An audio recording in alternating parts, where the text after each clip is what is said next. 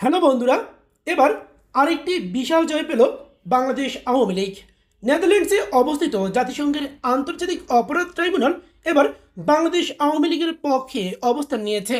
5ই আগস্টের পর আওয়ামী লীগের শত শত নেতাকর্মী হত্যাকাণ্ডের শিকার হয়েছে।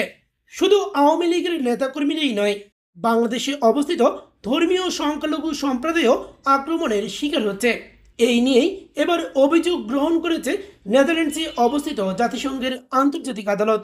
এতে ডক্টর ইউনূস ও কিছু উপদেষ্টাকে দায়ী করা হয়েছে। জানা যায়, জাতিসংঘের এই আদালতে বর্তমান অন্তর্বর্তী সরকারের বিরুদ্ধে অভিযোগ দায়েরের ক্ষেত্রে আওয়ামী লীগের অনেক প্রবাসী নেতাকর্মী জড়িত রয়েছে। তাহলে চলুন এই বিষয়টি একটি রিপোর্ট থেকে বিস্তারিত জেনে নেই। তো প্রিয় দর্শক, আপনারা দেখতে পাচ্ছেন যে এটা কিন্তু দেশ রূপান্তর নামক একটি পত্রিকাতে এই নিউজটি এসেছে। সেখানে শিরোনাম তারা করেছে ডক্টর ইউনূস সহ 62 জনের বিরুদ্ধে আইসিসিতে অভিযোগ। আইসিসি মানে হচ্ছে ইন্টারন্যাশনাল ক্রিমিনাল কোর্ট, যেটা জাতিসংঘের একটি কোর্ট।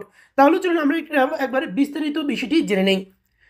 অন্তর্বর্তী সরকারের প্রধান উপদেষ্টা ডক্টর মোহাম্মদ ইউনূস সহ 62 জনের বিরুদ্ধে নেদারল্যান্ডসের হেগে অবস্থিত আন্তর্জাতিক ফৌজদারি আদালতে ইন্টারন্যাশনাল ক্রিমিনাল কোর্ট বা আইসিসি এর রোম সংবিধির 15 অনুচ্ছেদ অনুযায়ী অভিযোগ দায়ের করা হয়েছে।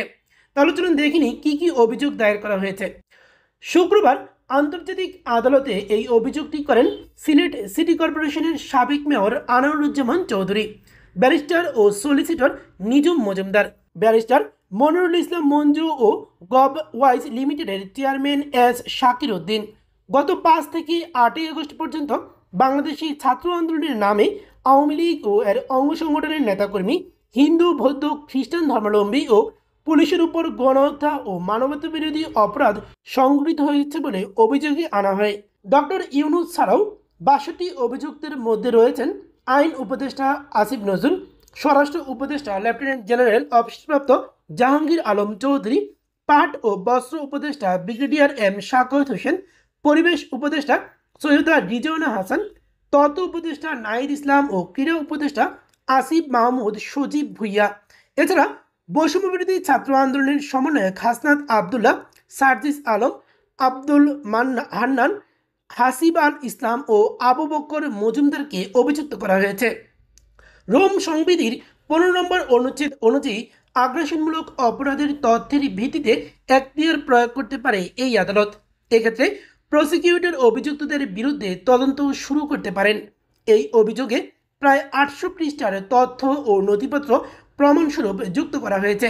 অভিযোগে বলা হয়েছে, কোটাবিরোধী আন্দোলনের নাম করে অবৈধভাবে ক্ষমতা দখল করা ইউনূস সরকার গত 5 আগস্ট থেকে 8ই আগস্ট পর্যন্ত দেশের বিভিন্ন স্থানে আওয়ামী লীগ ও তার বিভিন্ন অঙ্গ সংগঠনের নেতাকর্মী, বাংলাদেশে বসবাসরত হিন্দু খ্রিস্টান বৌদ্ধ এবং বাংলাদেশের পুলিশ বাহিনীর উপর নির্মম গণহত্যা ও মানবতা বিরোধী অপরাধ সংঘটিত করে।